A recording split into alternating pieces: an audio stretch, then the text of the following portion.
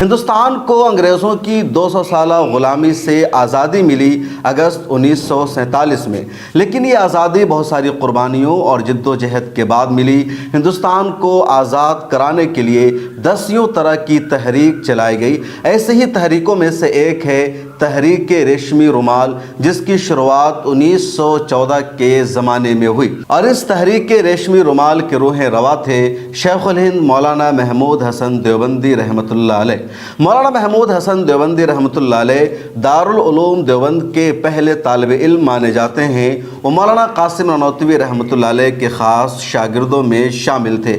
ہندوستان کی آزادی کے لیے ہر دور میں یہاں کے اکابرین اور علماء نے جد و جہد کی۔ 1857 کی جنگ میں مسلمانوں کو جو ناکامی ملی، اس میں بھی علماء کرام ہی پیش اور آگے تھے۔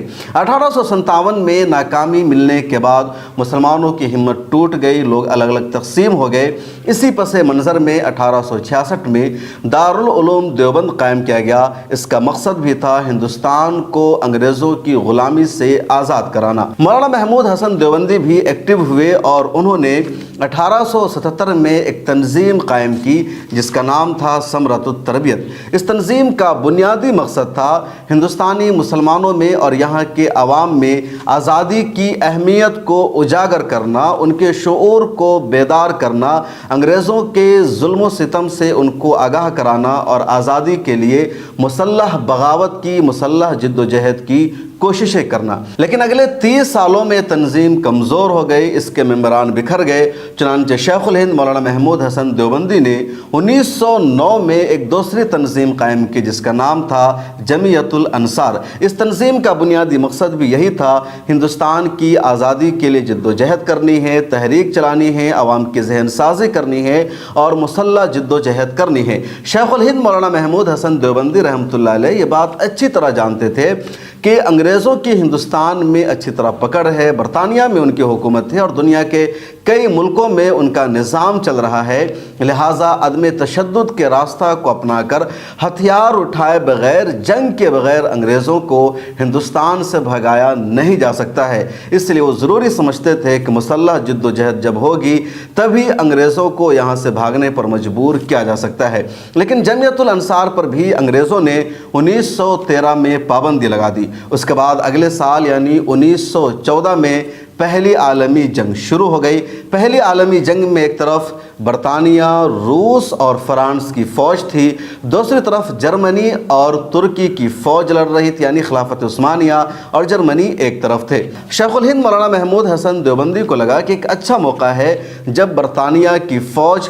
جنگ لڑ رہی ہے اور عالمی جنگ کی شروعات ہو چکی ہے، تو کیوں نہ اس موقع کا فائدہ اٹھایا جائے، ملک کے الگ الگ حصوں میں ٹیم تیار کی جائے، قیادت کھڑی کی جائے، ان کو مسلح کیا جائے، ان کو ہتھیار فراہم کیا جائے، ان کو ہتھیار چلانے کی ٹریننگ دی جائے، پیسے سے ان کی مدد کی جائے اور ایک موقع طے کر کے، ایک وقت کا انتخاب کر کے ایک ساتھ پورے ملک میں شورش برپا کی جائے اور باہر سے بھی حملہ کیا جائے تاکہ انگریزوں کے پاؤں اکھڑ جائے، وہ اس جنگ میں ہار جائیں اور ہندوستان سے واپس جانے پر مجبور ہو جائے۔ اس مقصد کے لیے بھی ضرورت تھی کہ دنیا کے جو مختلف ممالک ہیں ان سے رابطہ کیا جائے، ان سے تعلقات کو مضبوط کیا جائے، ان کی مدد حاصل کی جائے، اور ان سب کے لیے ضرورت محسوس کی گئی ایک پروویژنل حکومت قائم کرنے کی، یعنی عبوری حکومت قائم کرنے کی۔ چنانچہ شیخ الہند نے اپنے شاگرد مولانا عبید اللہ سندھی کو افغانستان بھیجا اور بغیر کچھ بتائے ہوئے ان سے کہا گیا کہ آپ افغانستان جائیے، وہاں جانے کے بعد آپ کو پتہ چل جائے گا کہ کیا کام کرنا ہے۔ پہلے سے وہاں راجہ مہندر پرتاپ سنگھ کام کر رہے تھے، مولانا برکت اللہ بھوپالی بھی تھے۔ افغانستان آنے کے بعد ان لوگوں نے ایک پروویژنل یعنی عبوری حکومت قائم کی۔ اس حکومت کا صدر بنایا گیا راجہ مہندر پرتاپ سنگھ کو، وزیر اعظم مقرر کیا گیا مولانا برکت اللہ بھوپالی کو، اور وزیر خارجہ یا وزیر داخلہ طے کیے گئے مولانا عبید اللہ سندھی۔ اس حکومت نے طے کیا کہ ہمیں ایک ساتھ جب شورش برپا کرنی ہے تو اس کے لیے باہر کے کئی ملکوں کی حمایت حاصل کرنی پڑے گی۔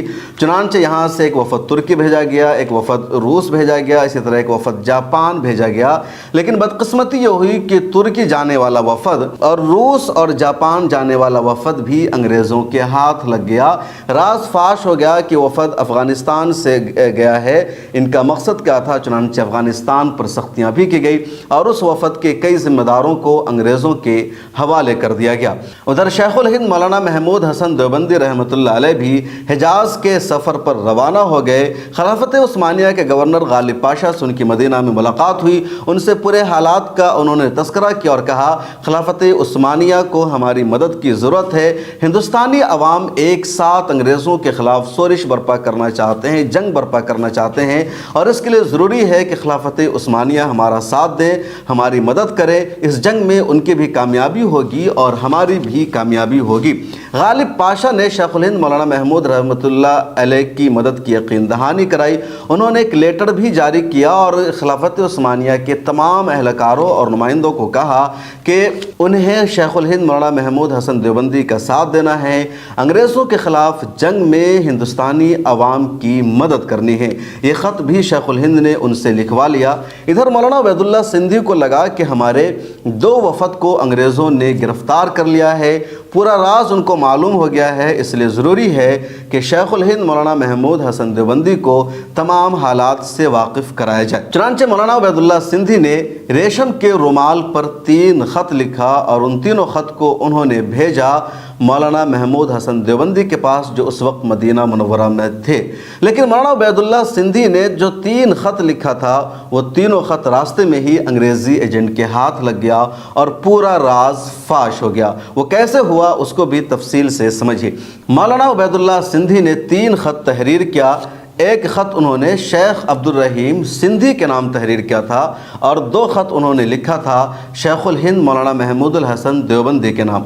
شیخ عبد الرحیم سندھی کے نام جو خط انہوں نے تحریر کیا اس کا مضمون فقط اتنا تھا کہ آپ کو جو خط بھیجا جا رہا ہے اسے بہت ذمہ داری کے ساتھ شیخ الہند مولانا محمود حسن دیوبندی کو بھیجنا ہے، اور اس وقت مولانا محمود حسن دیوبندی مدینہ منورہ میں موجود تھے۔ اس میں ان کو بتایا گیا تھا کہ اس میں ہندوستان کے تمام مسلح گروپ کا تذکرہ ہے، ہر ایک جگہ کی تفصیل ہے، اور جو موجودہ حالات ہے اس سے بھی شیخ الہند کو آگاہ کیا گیا ہے۔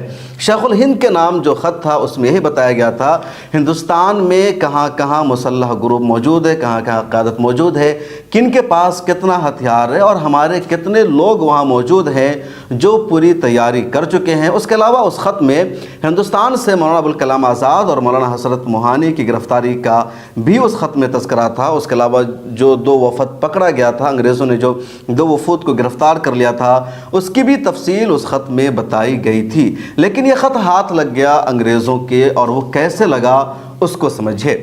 مولانا عبید اللہ سندھی نے یہ تینوں خط تحریر کر کے عبدالحق نام کے اپنے ایک عقیدت مند اور شاگرد کو دیا اور ان کو کہا تم شیخ عبد الرحیم سندھی کو پہنچا دو۔ کابل سے سندھ جا کر کے ان کے حوالے خط کرنا تھا عبدالحق کو، اور رسید واپس لے کر کے کابل پہنچنا تھا۔ عبدالحق کا تعلق تھا رب نواز سے، اور رب نواز کا 2 بیٹا بھی مولانا عبید اللہ سندھی کا عقیدت مند تھا۔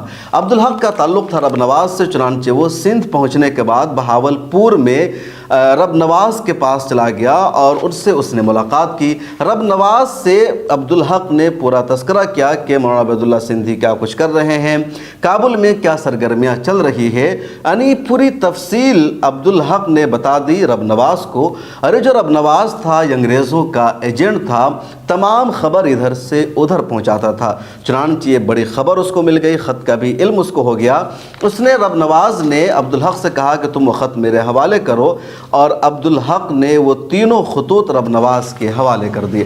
رب نواز نے یہ تینوں خطوط اس وقت کے ملتان کے کمشنر کو سونپ دیا اور کہا اس طرح کا یہ خط ہے اور اس سے لگتا ہے ایک بڑی سازش کی جا رہی ہے برٹش سرکار کے خلاف ہندوستان میں، اور اس میں علماء لوگ، مولانا لوگ ملوث ہیں۔ ملتان کے کمشنر نے اس خط کو پڑھوایا اور اس کو زیادہ اہم نہیں لگا، بچوں کا کھیل قرار دیا اور چھوڑ دیا۔ لیکن ملتان کے کمشنر نے ایک عقل مندی کا کام یہ کر دیا کہ پنجاب CID کے حوالے اس خط کو کر دیا۔ اب پنجاب سے آئی ڈی نے اس خط کا انگریزی میں ترجمہ کرایا، اس کی پوری تفصیل معلوم کی تو پتہ چلا کہ یہ خط ایک بڑی سازش کا ذریعہ بن سکتا ہے، انقلاب کی تیاری کی جا رہی ہے اور تختہ الٹنے کی کوشش ہو رہی ہے۔ چنانچہ انگریز کے اعلیٰ آفیسر اور وائسرائے برطانیہ کو اس سے آگاہ کیا گیا، پھر پوری انگریزی حکومت ایکٹیو ہو گئی اور اس خط میں جن جن لوگوں کے نام کا تذکرہ کیا گیا تھا ان تمام کو ہندوستان میں گرفتار کیا گیا، اور ایسے لوگوں کی تعداد 220 ہے، یعنی اس خط کی وجہ سے 220 لوگوں کو ہندوستان سے گرفتار کیا گیا۔ ادھر شیخ الہند کے نام کا بھی افشا ہو چکا تھا، ان کا نام فاش ہو چکا تھا۔ چنانچہ مکہ سے مولانا شیخ الہند محمود حسن دیوبندی کو بھی انگریزوں نے گرفتار کر لیا، گرفتار کر کے انہیں مصر لایا گیا، مصر کے قاہرہ پھر اسکندریہ پہنچایا گیا۔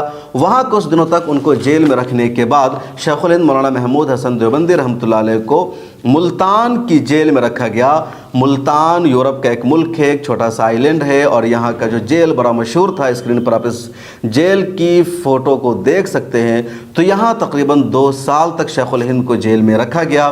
ادھر 220 علماء کو ہندوستان سے گرفتار کیا گیا، اور ان میں 60 علماء کرام اور رہنما پر انگریزی حکومت کے خلاف بغاوت کرنے، تختہ الٹنے اور دیش دروہ کی سازش کے تحت مقدمہ چلایا گیا۔ ان سب کو سخت سزائیں دی گئی، تو یہ سب کچھ ہوا، اور یہیں پر یہ تحریک ناکام ہو گئی، اور اس تحریک کو کہا جاتا ہے تحریک ریشمی رومال، کیونکہ مولانا عبید اللہ سندھی نے جو خط بھیجا تھا، جو خط لکھا تھا، وہ ریشمی رومال پر لکھا تھا، اور اس لیے لکھا تھا کہ لوگوں کو اندازہ نہیں لگ پائے گا، لیکن وہ خط پکڑا گیا رب نواز کی وجہ سے، اور اس طرح پورا راز فاش ہو گیا۔ رب نواز کو تاریخ میں بہادر خان رب نواز کہا جاتا ہے۔ وجہ تھی کہ انگریزوں نے اس خط کو فاش کرنے کی وجہ سے اسے بہادری کا خطاب دیا، ایک تمغہ عطا کیا، اور اس کا ٹائٹل ہو گیا رب نواز بہادر خان۔ تو یہاں سے تحریک پوری کمزور ہوئی۔ مولانا عبید اللہ سندھی اپنی ڈائری میں لکھتے ہیں کہ ہندوستان سے لگاتار علماء کرام کی، ہمارے قائدین کی گرفتاریوں کی خبر آ رہی تھی۔ ادھر یہ معلوم ہوا کہ شیخ الہند رحمۃ اللہ علیہ کو بھی گرفتار کر لیا گیا ہے۔